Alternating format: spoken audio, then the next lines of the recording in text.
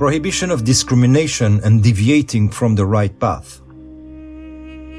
I'm reading the law from Deuteronomy, chapter 16, verses 19 and 20.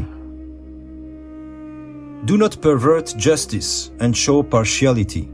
Do not accept a bribe, for a bribe blinds the eyes of the wise and twists the words of the innocent.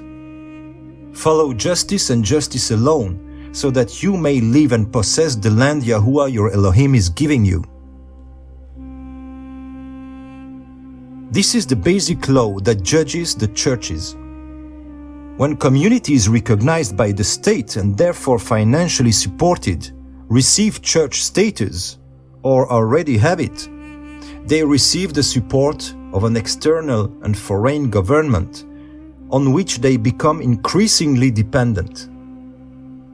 This material dependence automatically leads to spiritual dependence, which causes confusion and leads to progressive degradation.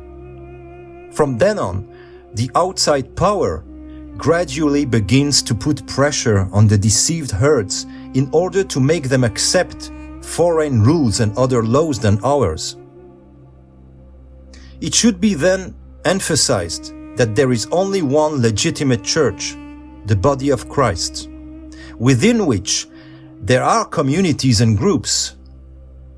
This body is composed of cells, which must divide ad infinitum. But those members also all belong to Christ only. They cannot in any case be subjected to a system of external subsidies such as nation-states, governments, or any other organization, which are by definition and to varying degrees also under the power of Satan. What spiritual content would the ministry of Yeshua have had if he had soaked the favors of the power in place at his time instead of placing all his confidence and his person in the hands of Elohim alone? It would have been unimaginable that Yeshua would have sent his disciples to Herod or Pilate to beg for a little money to support and build his ministry. Rather, Yeshua sent his disciples to fetch the missing denarius from the mouth of a fish that Yahuwah providentially sent them. Nor did he go out to beg bread and fish for the hungry crowd, but waited patiently for the time when the miracle of food multiplication was to occur. Acceptance of people. Moreover, in the area of discriminating against people, Yeshua repeats this law in other words and later confirms it through the apostle James. James chapter 2, verses 2 to 4. Suppose a man come into your meeting wearing a gold ring and fine clothes, and a poor man in filthy old clothes also come in. If you show special attention to the man wearing fine clothes and say, "Here is a good seat for you," but say to the poor man, "You stand here or sit on the floor by my feet," have you not discriminated among yourselves and become judges with evil thoughts? It often seems in assemblies that the most prosperous, wealthy, and financially blessed brothers and sisters often receive special treatment. They are referred to more often, they sit on the front rows, and are invited on stage more frequently to give testimonies, or what they call so. All of this is often done before the eyes and the ears of those struggling for their daily survival in such a way that they are visibly in no greater disobedience or sin than these ones. For many people, it can certainly be more interesting to hear the testimony of a believing businessman who has been blessed in an extraordinary way, having increased his income tenfold compared to the previous period, than to listen to the gypsy brother living in his ghetto and who was able to buy twice his weekly ration of bread. Although the latter is also a great blessing and a strong testimony.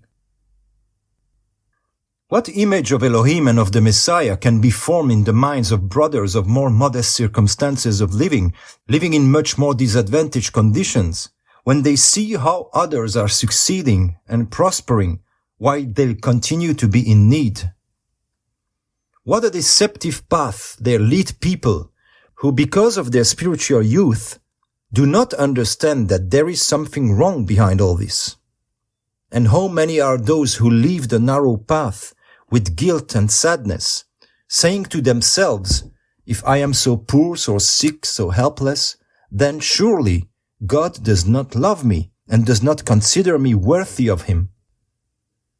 It is not a sin to be rich, and Yahuwah allows many people to earn more money.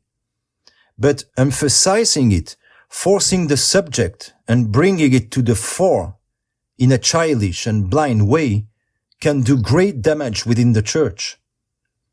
The poorest can flee with a sad heart until they return to the Word, or even go as far as suicide, as the feeling of guilt and injustice becomes unbearable to them.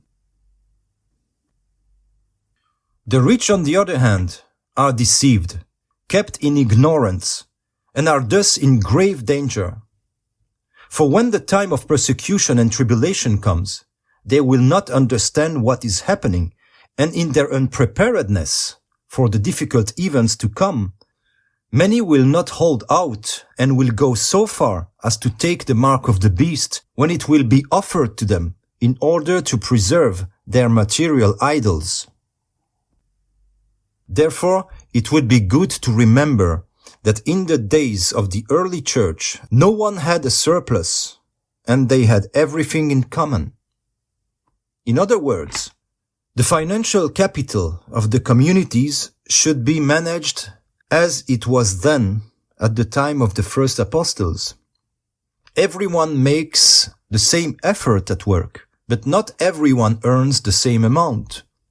So those with lower incomes should not suffer deprivation in the body of Christ. Because Elohim looks at the quantity and quality of the work done, as well as how we manage our talents, where we started from and where we had arrived, and has no intention of giving more to the engineer than to the one who cleans the latter's office. It is the world that favors more educated people who by definition have worked less because they had to study. Studies, moreover, are often financed by the taxpayer, therefore by those who in addition work and have thus not had the opportunity to study on their own. Elohim, on the other hand, looks at the time and energy invested in the work. Thus the money we receive from the unjust world must be fairly redistributed in the kingdom of Elohim, therefore in the local churches, which are its embassies here on earth. Naturally, it is not a question of maintaining laziness, because if someone does not want to work, he should not eat either, and such a person has no place in the church. But I'm talking more about that in another teaching and video. I invite you to go and watch it. It is called You Will Own Nothing and Still Be Happy. So the fulfillment of the commandment at the beginning of the teaching takes place when the pattern of the original primitive church is restored. This is what we all need to work on, not just making disciples, but also making sure that these disciples live and relate well to each other on their journey here on earth.